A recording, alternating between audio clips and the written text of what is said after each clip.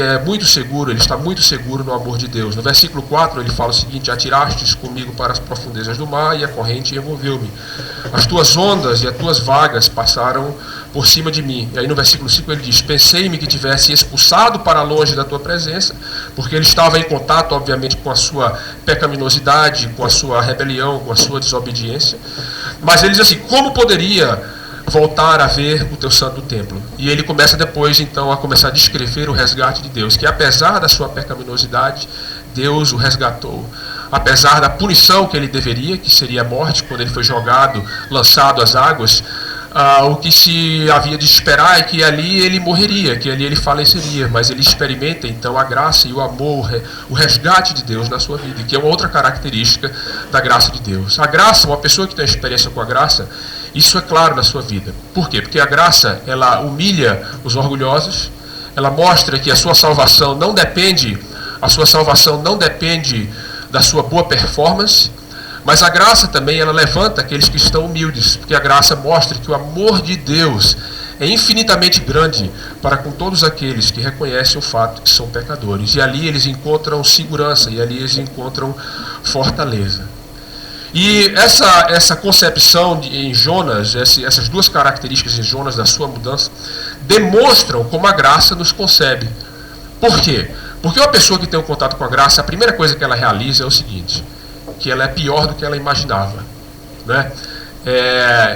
No Brasil nós tínhamos um ministério nas prisões e na nossa igreja, e a gente visitava alguns presídios lá e pregávamos o evangelho para presidiários. E é interessante porque o presidiário ele está em contato com a sua pecaminosidade, com a sua falta, com os seus erros, com a sua depravação. E uma das coisas que nós falávamos para eles é o seguinte: olha, a primeira boa notícia que eu quero dar para vocês é que vocês têm conhecimento do seu pecado, mas olha, vocês são piores do que vocês imaginam. Porque o erro, o mal, não está apenas na forma com que nós agimos externamente, mas ele é algo que procede do coração. Então a pessoa que tem uma experiência com a graça, ela teve uma experiência profunda com a realização de que ela também é uma pessoa profundamente faltosa em comparação com a santidade de Deus. Mas também o Evangelho ele diz essa outra vertente, e é dessa forma que ele levanta os humildes, que ele encoraja os humildes. E você pensa que Deus é amoroso, mas Deus é infinitamente amoroso. Você não tem consciência da profundidade do amor de Deus por você. Todas as pessoas que passaram por essas duas experiências, de entenderem a sua pecaminosidade, e serem expostos a ela, mas também serem expostos à graça e à misericórdia de Deus, além da nossa imaginação, elas são modificadas para sempre. A religião e o coração humano, ele opera da forma contrária. Por quê? Porque o nosso coração diz o seguinte: nós temos a plena noção, naturalmente falando, que nós não somos aceitos. E porque eu não sou aceito, né, eu preciso performar. Não sou aceito até que, na religião, no nosso conceito religioso, até que você mude de vida, o seu comportamento externo, até que você se dedique aos trabalhos da igreja, você não é uma pessoa convertida. Nós avaliamos as pessoas não a nível do coração, mas avaliamos pelo seu comportamento externo. E o nosso coração ele é assim. Por isso que nós estamos sempre viciados com a aprovação dos outros, com o elogio dos outros. Porque sabemos que se não performarmos, nós não receberemos essa aprovação. Mas o Evangelho, porque ele diz que eu sou pecador, mas apesar disso tudo, eu sou amado por Deus, infinitamente amado, ele me dá um senso de aprovação pelo que Cristo fez por mim, não do que eu faço por mim mesmo. Todos nós estamos atrás de construirmos a nossa própria justiça. E quer seja, quando eu minto, por exemplo, um exemplo é esse: quando eu minto por quê? Eu minto porque eu não quero passar para ninguém uma imagem que eu sou uma pessoa relapsa, eu estou à defesa da minha própria justiça.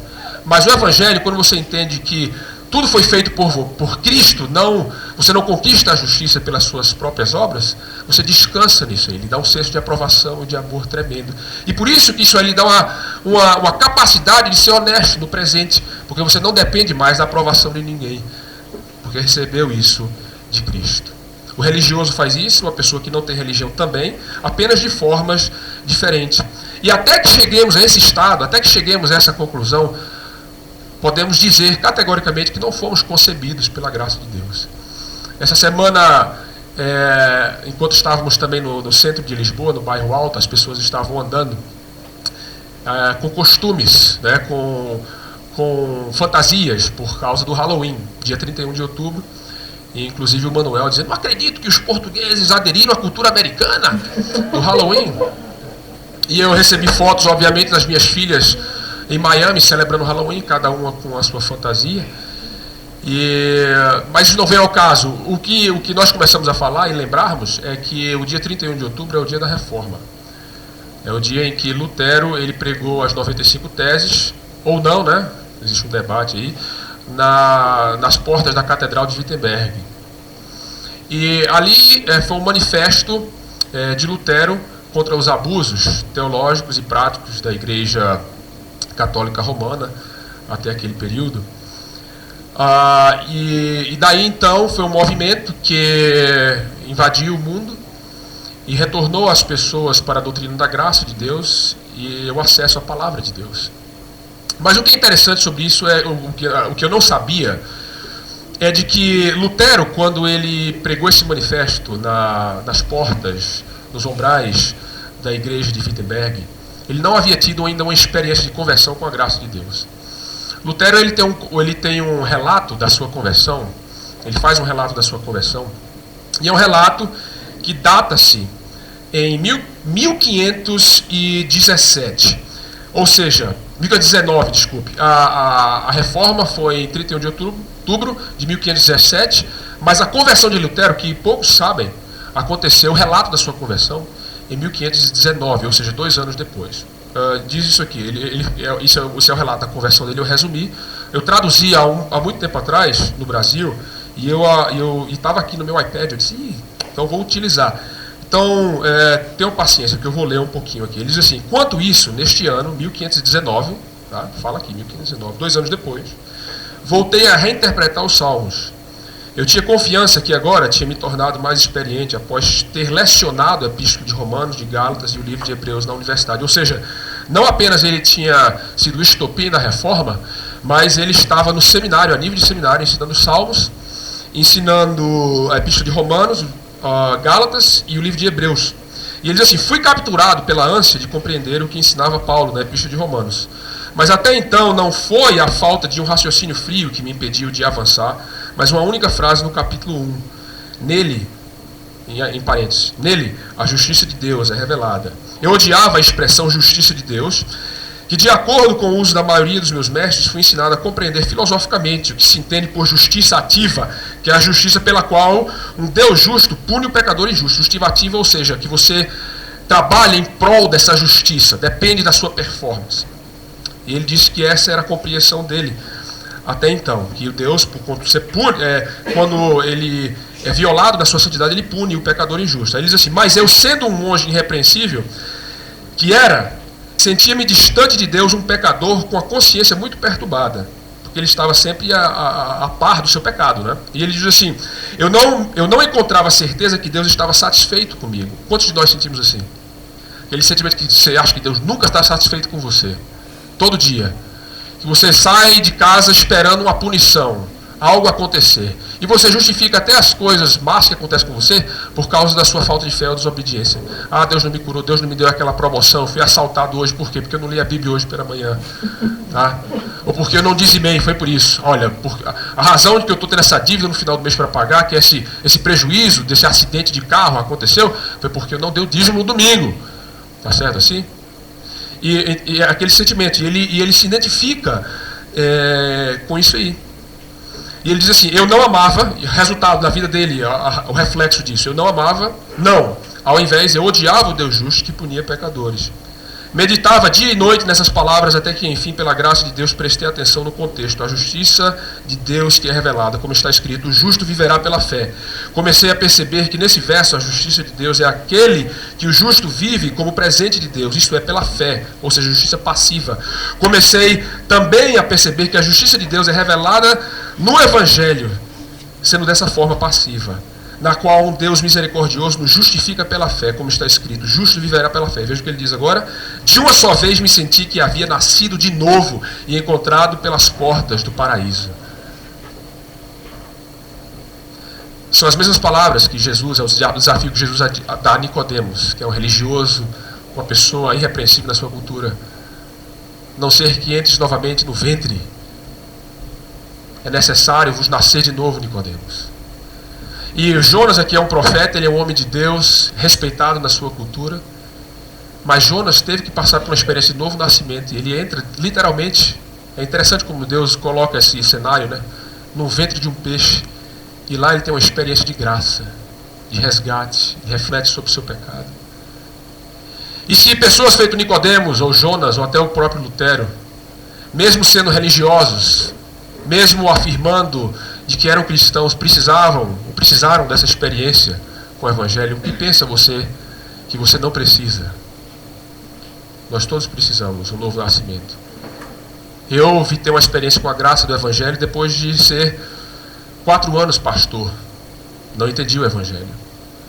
E o resultado disso estava na forma como o Lutero fala que as pessoas da minha igreja eram sobrecarregadas.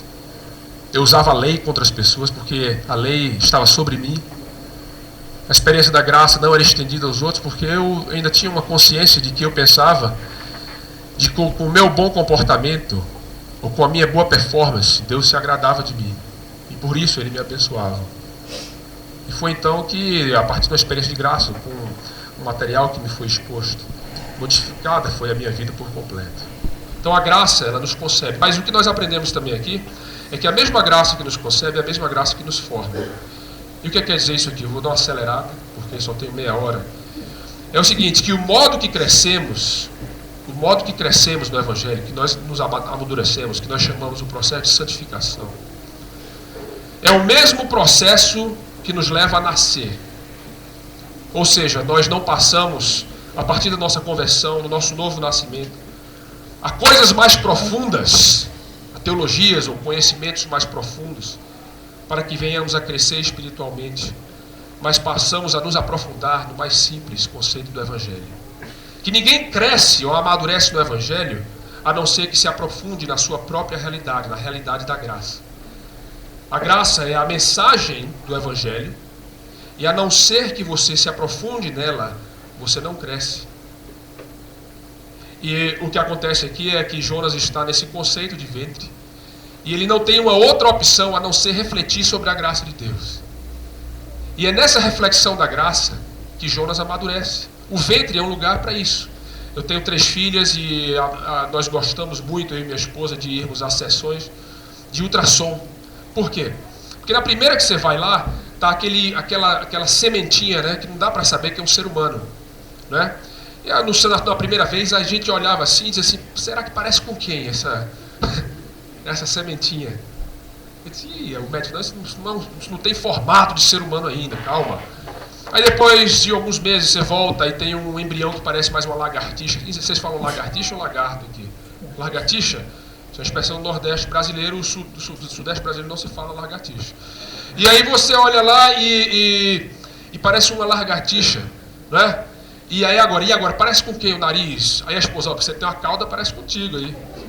O rabo, né? Tem rabo aí, cauda, parece contigo. Aí começa a fazer brincadeiras. Mas o interessante, o processo, você vai voltando, e aí existe uma humanização daquele ser, braços, pernas. E depois, com o passar do tempo, algumas ultrassons que você vai ver, aí tem características que refletem o rosto do pai e da mãe. O ventre de Deus é assim. Por intermédio da graça, essa seiva que nós recebemos no ventre de Deus, que é para ser a comunidade cristã, nós nos amadurecemos e começamos a parecer como Cristo. Mas temos que ser alimentados pela graça de Deus. Sem a graça de Deus não existe progresso. Sem a graça de Deus não existe crescimento. E como é que isso dá? Bem, primeiro, uma crescente consciência do pecado. O que eu falei para você no início? Que para nascer de novo é necessário que você tenha consciência da sua pecaminosidade. Mas para que você amadureça na graça, deve existir uma crescente consciência da sua pecaminosidade.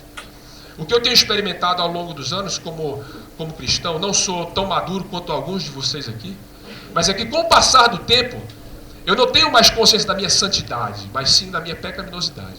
O apóstolo Paulo, como cristão maduro, em Romanos 7, o que ele diz? Quem aqui é mais maduro que o apóstolo Paulo? E ele diz, o bem que eu quero fazer, este eu não faço, o mal que eu não quero fazer, este faço. Miserável homem que sou, quem me livrará do corpo dessa morte? Consciência da sua pecaminosidade só existe com o amadurecimento do Evangelho. E é uma característica que você vê na vida de todos os cristãos maduros. Admissão da sua fraqueza, da sua dependência de Deus. E aqui nós vemos isso em Jonas, no versículo número 8. O que ele diz aqui?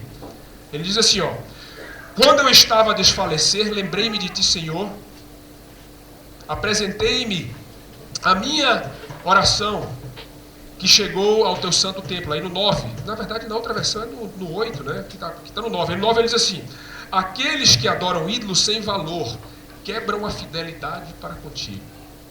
Quero dizer para vocês que esse versículo 9 aqui é uma má tradução do texto original, certo? Eu estava até lendo com o Manuel hoje pela manhã, disse, Manuel, eles deturparam aqui o versículo 9, é isso que os portugueses fazem? Eles não é isso. Somos os pais da literatura portuguesa. Você não foi ao túmulo de Camões ontem? No versículo, olha, no versículo 9 aqui, no versículo 9, a palavra que aparece aqui como fidelidade ou amor, é uma palavra em hebraico chamada hesed, que quer dizer o amor incondicional de Deus. Na NVI, na versão portuguesa, na João Ferreira de Almeida, outra versão, eles traduzem assim: aqueles que adoram ídolos desprezam a misericórdia ou a graça de Deus. Ou seja, aqui a ênfase está na nossa fidelidade para com Deus. Na outras versões, é a fidelidade de Deus para conosco através da sua misericórdia, através do seu amor que é incondicional e que não muda. E você vê aqui a profunda compreensão de que o pecado é. Quando você amadurece, você entende o que é o pecado. O pecado não é apenas... Quem já escutou aquela definição que o pecado é errar o alvo? O pecado não é apenas errar o alvo. O pecado é tornar coisas boas em coisas essenciais. É você tornar algo que Deus tem te dado como um presente, como uma família, como uma esposa, como um trabalho, como dinheiro, como a sua imagem, como a sua inteligência, educação, e tornar isso fundamental, essencial para a sua existência. E o que Jonas está confessando aqui é que ele havia feito isso no capítulo 1. Que para ele, o que se tornou mais importante foi a sua nacionalidade, o que se tornou mais importante para ele foi a sua retidão moral. E isso o impediu de experimentar a graça de Deus. Por quê? Porque Jesus ele diz, eu não vim para os sãos, mas eu vim para os doentes. Aqueles que têm consciência da sua idolatria, Calvino dizia que o coração humano é uma fábrica de ídolos, que produz ídolos todos os dias, que você se assegura para que você se justifique, encontre o seu valor, que você serve para receber uma aprovação em troca. Quando você está nesse conceito de performance, você está dizendo o seguinte, eu não preciso de Deus porque eu posso fazer. E se eu me dedicar a isso, se eu conseguir isso, e se eu chegar a colocar minhas esperanças em A, B, X ou Z, eu serei afirmado, eu me encontrarei o meu valor. E quando você está nessa jornada, a graça de Deus ela não serve para você. Por quê? Porque a graça de Deus se aperfeiçoa na nossa fraqueza. A graça de Deus não opera num contexto de força. A graça de Deus ela não opera num contexto de orgulho, mas a graça de Deus ela apenas opera num contexto de necessidade. E é isso a conclusão de que Jonas chega. Então, se você não está numa constante consciência da sua necessidade, você está virando as suas costas para a misericórdia e a graça de Deus. Portanto, não estará amadurecendo espiritualmente. Mas, ao mesmo tempo, existe uma crescente, à medida que existe uma crescente da consciência do nosso pecado, existe uma crescente da consciência do amor de Deus. No versículo 9 ele diz o seguinte, aqueles que adoram ídolos sem valor quebram a fidelidade para contigo. Está errado. Eles abrem mão da misericórdia de Deus, mas no versículo 10, veja o que ele diz, mas eu com hinos de gratidão hei de oferecer-te um sacrifício e cumprirei as minhas promessas, só tu, ó Senhor, pode livrar-nos do perigo. Em outros versículos ele está citando que a sua memória está voltando, existe uma saudade, uma palavra bem portuguesa, tem uma saudade do templo de Deus. Por que existe uma saudade da alma, do coração de Jonas ao templo de Deus? Porque ele sabia que no templo de Deus existia o altar da misericórdia. O altar da misericórdia era um altar onde o pecador por Deus era perdoado. Ele não recebia a pena do seu pecado, porque o sangue de um outro ser era derramado. Sem derramamento de sangue, não há remissão de pecados. Então esse era o conceito. Mas desde o Velho Testamento, por intermédio do sistema sacrificial, já existia uma promessa, já existia uma experiência de graça com Deus. É uma forma de que eu não preciso pagar pela penalidade do meu pecado, porque ele é imputado sobre outro. E ele é expiado no sacrifício daquele outro que é colocado no altar. E Jonas, ele sabe que a razão que ele foi resgatado por Deus é porque Deus tem sido misericordioso para com ele. E ele pensa assim, olha, Deus ele me deu resgate agora, eu deveria ter morrido, mas Deus me resgatou. Portanto, ele me deu em advance, né? Ele me deu o benefício do sacrifício em advance. Assim que eu voltar para casa, a primeira coisa que eu vou fazer é o quê? Pagar ele de volta. Vou pagar ele de volta. Por quê? Porque ele me deu em adiantamento o salário, eu tenho que voltar e trabalhar e fazer o sacrifício. Mas o que essa história está apontando e refletindo é da forma como é o amor de Deus. Ele está, de fato, experimentando o amor de Deus e ele está meio confuso, porque ele recebeu o perdão e recebeu o resgate antes do sacrifício. Mas o que isso está apontando é o que aconteceria há centenas de anos depois. Jesus, no capítulo 12 de Mateus, ele compara o seu ministério ao ministério de Jonas. Jesus é o verdadeiro Jonas, que ele é lançado às profundezas da escuridão. Jesus, ele na cruz, ele desce ao inferno. Na cruz, Jesus, ele recebe a pena da condenação, não pela sua desobediência, mas pela nossa desobediência na cruz, diferentemente de Jonas. E na cruz o filho, ele olha para o pai e ele diz, pai, me resgata. E o pai não o resgata. E ele afunda. E ele diz, meu pai, por que me abandonastes? Por que me desamparastes? E a razão que na cruz Jesus ele diz, meu pai, por que me abandonastes? Por que me desamparastes? É para que quando o pai não atendesse a oração do filho, ele viesse a atender a nossa oração por misericórdia e salvação. E é na medida que você entende o que Cristo fez por você, ninguém cresce na santificação observando a sua própria performance. Eu estou lendo mais a Bíblia, eu estou orando mais, estou dizimando mais, estou frequentando a igreja com mais frequência. Ninguém cresce, eu estou lendo mais, ninguém cresce espiritualmente olhando para si mesmo, para a sua performance. Mas é cair na realização profunda do que Cristo na cruz fez por nós, da profundidade do seu amor e do seu resgate. Quanto mais você realiza a obra da salvação e redenção na cruz e da sepultura vazia, você entende de que Deus te amou até o fim, até a morte. Isso te faz crescer. Mas não para aí. A mesma graça que nos concebe, a mesma graça que nos forma e a mesma graça que nos envia. Estou passando um tempo aqui, posso passar mais uns 2, 3 minutos, pastor? Tem que pedir permissão à Igreja Batista, né? A Igreja Presbiteriana é conciliar, então tem que ser a maioria dos líderes, mas na Igreja Batista o pastor é o pastor, então tem que pedir.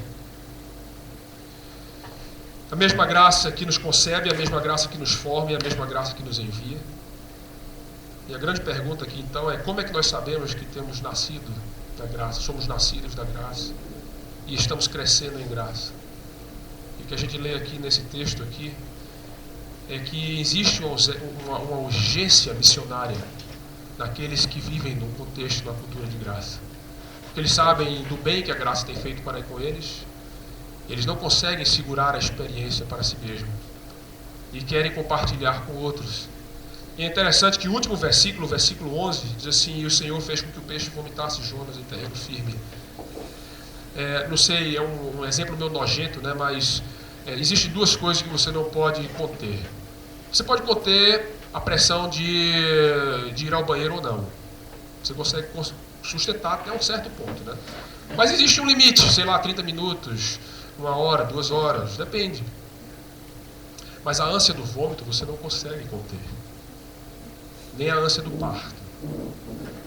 Existe um amigo meu nos Estados Unidos que na noite prévia de Natal, ele estava com a esposa voltando para casa e a esposa ele estava no carro no meio da madrugada e a esposa grávida disse, eu estou tendo agora. Se não, espera eu chegar no hospital. Vamos lá em casa pegar a mala então? Ela disse, não, é agora mesmo. E o neném saiu enlaçado. E ele pegou o canivete para cortar.